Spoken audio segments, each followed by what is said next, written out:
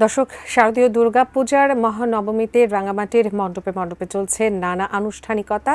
এ বিষয়ে বিস্তারিত জানতে আমরা এবারে যুক্ত হচ্ছি রাঙামাটির রিজার্ভ গীতাশ্রম মন্দির থেকে প্রতিনিধি ইমতিয়াজ কামাল ইমনের সাথে।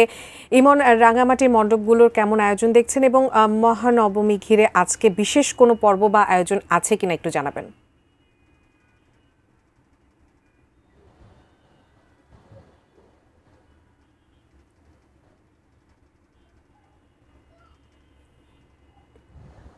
উজমা, আপনি যেমনটা বলছিলেন, আজ মহা বিজয়া দশমী, আজ শারদীয় দুর্গা পূজার যে মহানবমী অর্থাৎ শেষ দিন। আমি এই মুহূর্তে দাঁড়িয়ে আছি রাঙামাটি শহরের রিজার্ভ বাজারের গীতাশ্রম মন্দিরে। এখানে আমি একটু দেখাতে চাই, এখানে কিন্তু আজ সকাল থেকেই কিন্তু মহানবমীর যে বিহিত পূজা, সেই বিহিত পূজার শুরু করার যে কার্যক্রম সেটি চলছে। এই পুরোহিত কিন্তু এই যে বিহিত পূজা করার জন্য সব ধরনের প্রস্তুতি কিন্তু নিচ্ছেন।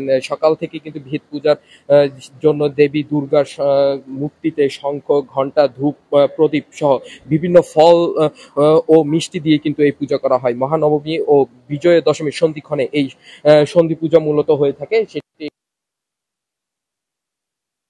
কিন্তু সন্ধি পূজা করা এই সময় কিন্তু দেবী দুর্গাকে ১০৮টি পদ্ম ও ১০৮টি প্রদীপ দিয়ে কিন্তু এই পূজা করা হয়।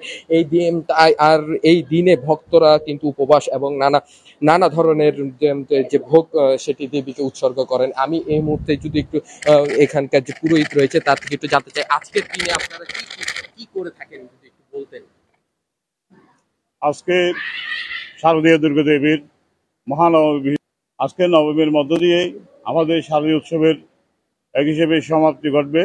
যজ্ঞ অনুষ্ঠান শেষ করলে আগামীকাল শুভ বিজয়া দশমী।